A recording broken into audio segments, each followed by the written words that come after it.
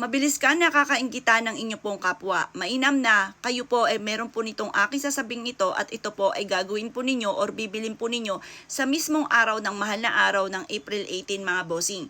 Ngayon pa mga bossing ko, mainam na mag-avail ka sa amin mga bossing ko ng itim na kandila. Alam nyo po ba kapag mahal na araw, ang pinaka-powerful pagdating sa usapin ng pagbili ng kandila ay mismong mahal na araw kung kailan namamahinga si Papa Jesus. Lalo na ang itim mga bossing. Pero hindi natin to gagamitin sa kasamaan. Ito ay gagamitin lamang po natin upang sa ganon magkaroon tayo ng mabisang proteksyon at layuan na po tayo ng mga taong inggitero, inggitera, pakalimera at chismosa or sa mga tao na nag-iisip sa atin ng mga masasama. Mainam po na meron kayong ganito. Paano po ang paggamit po ng ganito mga bossing?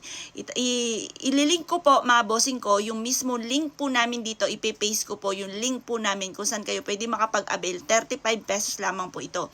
Kapag sa amin pa po kayo nag-a-avail mga bossing ko ay pinapahiran ko pa ito ng langis. Ang langis po namin ay ganito, may mga nakababad po siya ng iba't ibang klase ng mga pampaswerte.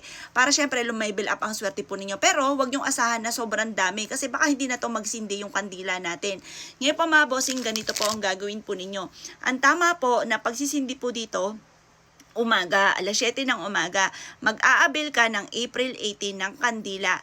Pinaka-powerful mga bossing ko ay ang pag-a-avail ng kandila sa April 18, lalo na kung ito ay kandilang itim mga bossing.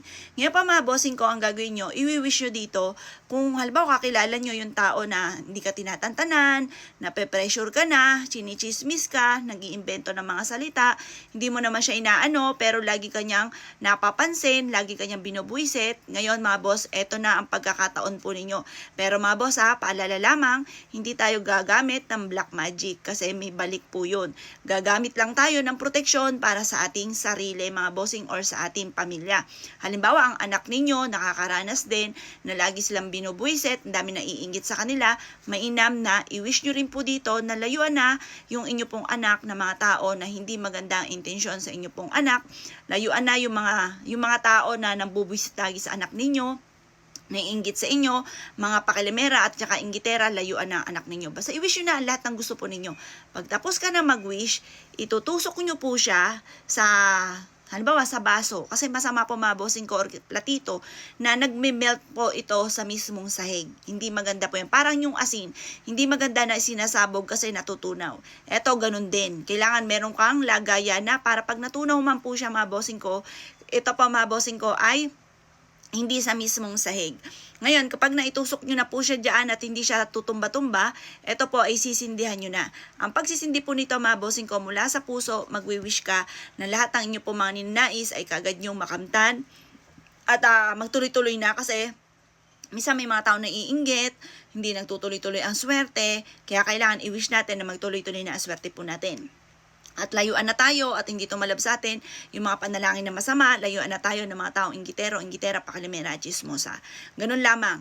Kung halimbawa, marami ka pang ganito, pwede naman po na ito po ay pagtapos nyo pong mag-wish, hipan nyo na. Pero kung kakaunti yung ganito nyo, nagtitipid ka, ito po mga bossing ko ay, kumbaga, nagtitipid ka, hihipan nyo na po siya. Pero kung halimbawa, marami ka pang ganito, marami ka pang perang pambili, ito po mga bossing ko ay hahayaan nyo na maubos. Yan. Hayaan nyo siyang maubos kapag marami ka pang pambili or meron ka pang ganito mga bossing. Mainam kasi pagka unang sinde, lalo't binili mo sa mismong mahal na araw, yan po ay uubusin. Pero kung nagtitipid ka sa halagang 35 mga bossing ko, pagkatapos mag-wish, hipan nyo na po siya at itabi mo nyo po ito mga bossing.